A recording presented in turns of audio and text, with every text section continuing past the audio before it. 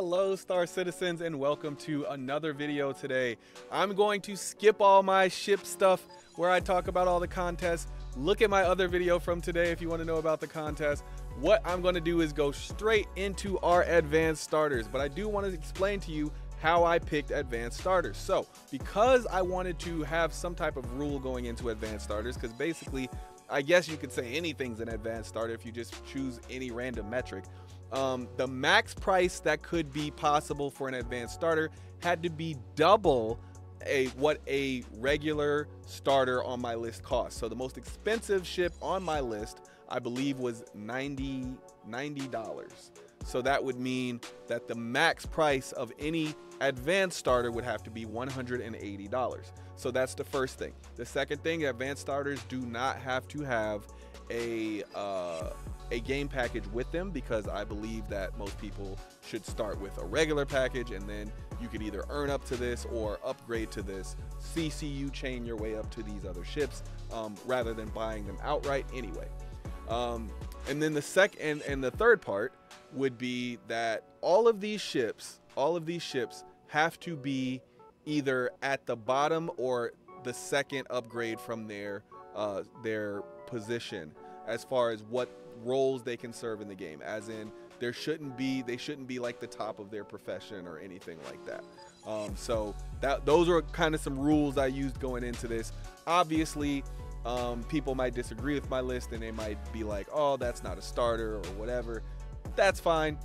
You can make your own list, and that's what I would like to see in the comments. What are your top 5 advanced starters? Leave them in the comments, and then people, if they disagree with my list, they can of course check yours and check the comments and see if any of us agree on these things. So let's get right into it. Our first ship is the one that's probably going to cause the most panic in the comments, the F-7C Hornet Mark II. So people are like, wait, what? That's not an advanced starter, that's a legit ship. Well, yes, it is. It is a legit ship, but it's also, to me, an advanced starter ship. It's $175. Yes, that is expensive for a fighter, but it's also one of the best fighters in the game currently as of 3.2, 3.1. I can only rate the ships as I've seen them, and right now the F-7C Hornet Mark II can get you all the way up to just before ERTs. VHRTs is what the max I would do, but you can make millions off of this ship just doing VHRTs. Like, and if you get good enough with it, you outfit it with the right weapons, you can even do ERTs with this thing, which that's a whole gameplay loop from start to finish with the first ship that you have in game. Like, and again, I suggest that anybody who's looking at these advanced starters, do not purchase them for the price that they are listed at. You should be playing the CCU game after buying your original ship to get these ships for as cheap as possible. I think you can get it. If you wait for a sale, you should be able to get an F-7C for like $110, which is like a savings of what, $65, which this ship is 100% worth $110, but it's not worth $175. In fact, I think there's only one ship on this list that's actually worth the purchase price as is, and I will point that one out to you. Actually, there's 2, but we'll get to that. But yes, the F-7C Hornet Mark II is probably the best fighter in the game. If not, it's in the top 5 list of best fighters in the game. It's a ship that, if outfitted correctly, can pretty much destroy anything in the game if you know how to fly it well enough. It is an amazing ship, and I count it as an advanced starter. It's just barely on the margins of fitting into that advanced starter role because of its price. Currently at $175. I do think that price is going to go up just a touch. I think it'll end up at $185, just because of how good it is, or maybe it'll stay where it is, and other ships will get a price bump as they get their gold pass and reworks and stuff. So we'll see. But yeah, F-7C Hornet Mark II, an excellent ship, and I do count it as an advanced starter. I know some people are going to be like, it's not an advanced starter. Hey, make your list. Make your list. All right. Moving on to number 4, the Spirit C1. Now, normally this one would be a little higher on the list, but the thing is, the Spirit C1 has lost a little bit of its shine in comparison to ships that are upcoming. So I used to think that this was going to be the best starter, but it's still a really good ship. It can fight. It can fight surprisingly well. It's surprisingly tough. It's a little slower than I think it should be, and a little less maneuverable than I think it should be, especially for its size. But it can carry a decent amount of cargo. It opens up multiple game loops for you. I've been able to get all the way to HRTs in this, so it can do a bit of bounty hunting. It can fit it can fit multiple vehicles on it. So yeah, this is a nice ship. The first ship, I would say if you plan on playing solo, that's probably going to be the best ship on this list. No, it'll be the second best ship on this list. But technically, it's the first best ship on this list if you like cargo or if you like combat. The second best if you like another type of gameplay. But yeah, the Spirit C1 is probably the best cargo ship on this list. Depending on what you're into, but in my impression, it's the best cargo ship on the list. It has tractor beam. It can fight a little bit, and it's a pretty decent ship to fly around in. It's actually a very good looking ship. And I forgot to do my angles again. Got to show you the angles of these ships. I love this skin. I have an F7A, and I actually wish I could revert the skin on it. So I hope that they sell this skin in the future, or like I can purchase it, because this is actually my favorite skin that they've ever put on a Hornet. I love this skin. I don't know what it is about that blue. A lot of people don't like it, but I love it. And then let's look at the C1, the Spirit C1. You can see this thing is huge. Look at that profile though. That's a clean profile. Now, I don't really suggest a lot of fighting in this because the cross section, as you can see, is pretty crazy. Which is part of why the Hornet is so great as well. But yeah, the Spirit C1 is still an amazing looking ship. I love the way Crusader ships look. So it's one of the better looking ships on the list, on top of the fact that it has all the other things that I mentioned. So that's number 4. Number 5, or not number 5, number 3. I'm learning how to count. It's a thing. I'm working on it. I'm getting better though. Number 3 is the Vulture. Now the Vulture is another one a lot of people might have a problem with, saying that it's an advanced starter. But it's honestly, along with the Hornet, it's one of the few ships that you can do its entire gameplay loop with the starter ship. So the Vulture can, well, I'm not 100% sure actually. I'm not sure if you could break apart larger ships with the Vulture, but you could do a lot of the gameplay loop with the Vulture. At the very least, if you couldn't break it apart, you could definitely strip the heck out of those larger ships. So you could still participate in those, probably just not get the full amount.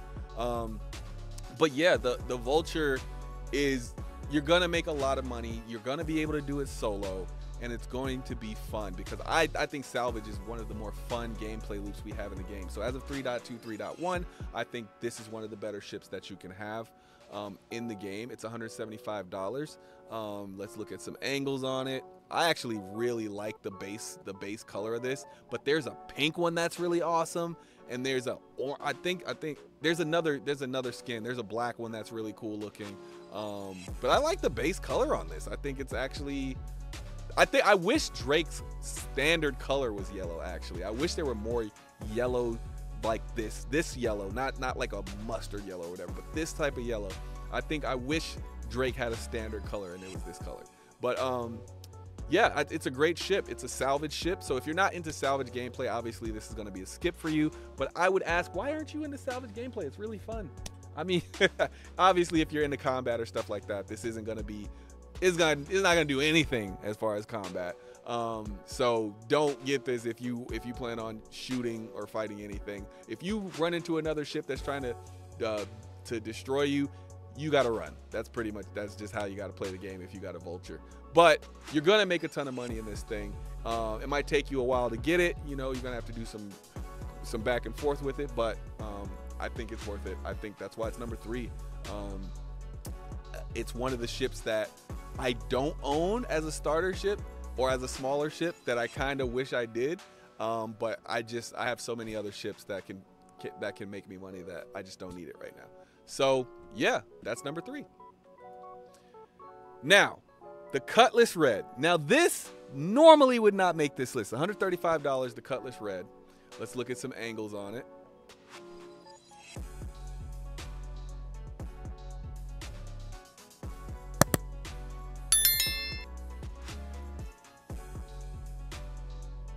All right, the Cutlass Red makes the list because of recent changes in gameplay, and now it has 2 tier 3 beds, which makes it one of the best bunker running ships in the game, if not the current best, because of the amount of beds that it has in it.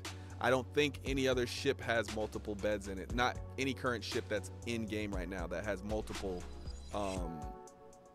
medical beds in it. So right now, I think this is the most that you can, like, the most utility for multiple people that are going to go on a bunker run and want to keep respawning in the ship. Not to mention it has some decent guns on it. It's not something you want to fight with, but it has decent guns, so you can do all the way up to, I would say, if you're a decent pilot, you can get all the way up to HRTs in this thing. Not ERTs. I haven't been able to do any, but I'm like, so Avenger 1 actually has this really cool scale where he has, like, I think it goes trainee, then like rookie, and then something, and then veteran. I'm between like rookie and the something. Like I'm definitely not a trainee anymore. I can fight with I know what I'm doing when I'm fighting. I'm not a rookie anymore because I learned, you know, basic skills across the board. I have all the basic skills pretty much mastered, but I'm not quite whatever the heck the next thing is, which is like, maybe it's, I would just call it like a journeyman. I'm not quite a journeyman yet, but I'm definitely not a rookie. I'm like, if we were doing the military ranks, I would be like, I would be like somewhere between like E4 and E5. Like I would be a corporal, so to speak, if you know what a corporal rank is. So in the Marine Corps, I think corporal is an E4, but it's a little bit, there's in the Army, you got specialist, then corporal, and then sergeant. So I would be like that right in between the specialist and the sergeant. I would be like a corporal as far as my skill in combat. But anyway, a tangent. The Cutlass Red is awesome because it has those 2 medical beds, because it has decent multi-role gameplay, and I think if it didn't have those, it would probably not even make the list. But because you can respawn in it, that just opens this thing up to a lot of different things that you can do with it. And having those 2 beds, especially if you play multi-role, it's going to be awesome. The only thing about it is the lack of that cargo space. But you could fit an LX on this thing. You can fit a Mirai Pulse on this thing. So I think in the last video I might have said you could fit a Fury on it. So I have to go back and check that. But you can't fit a Fury on those things. I think I always mix up the Fury and the Pulse. I don't know why, but you can fit a Pulse on those videos. So I might have said that in the last video. So if you see this video before you see the other one on the starter ships, you're probably going to see a bunch of messages that say, he does not mean the Fury, he means the Pulse. He does not mean the Fury, he means the Pulse. It happens. But let's get to our number 1, which is the Cutlass Black. I know this might have been obvious to a few people going into this, but this thing has weapons that I've been able, if you put the right weapons on it, I've been able to get some ERTs done in this thing. I've been able to, it has cargo, it has like what, 40 something SCU of cargo. It can fit medium vehicles all the way down, which means anything under an Ursa. This thing is great for multi-role gameplay. It has tractor beam, so it can legitimately do cargo. And it's kind of a, if you're not 100% sure what you want to do in Star Citizen, you get a Cutlass Black, and then you just go for what you know. The Cutlass Black is still I still have it over the Cutlass Red because the Cutlass Red's lack of legitimate cargo space.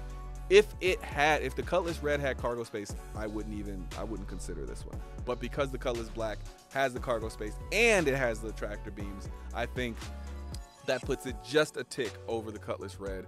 And again, all of these ships that I'm showing you are this has the same profile as the Cutlass Red, so we could just go through that. But the weapons on this thing are actually legit. The durability of it's legit.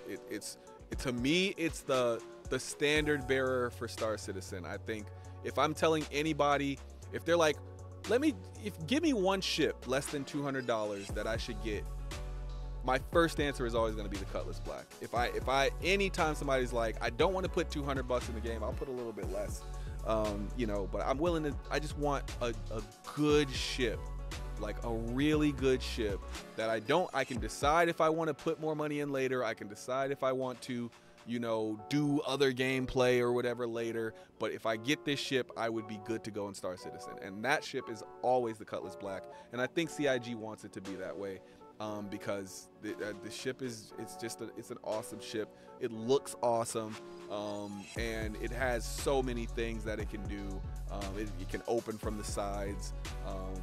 It's, you know, it's got 3 people it can fit in it, like 3 people, 3 crew you can take with you. It's got missiles. It's a really good ship, and legitimately one of the best ships in the game, if you ask me. As far as price to performance, it's one of the best ships in the game. So there you have it, our top 5 advanced starter ships. Let us know what yours are down in the comments. I will see you in the next one. Peace.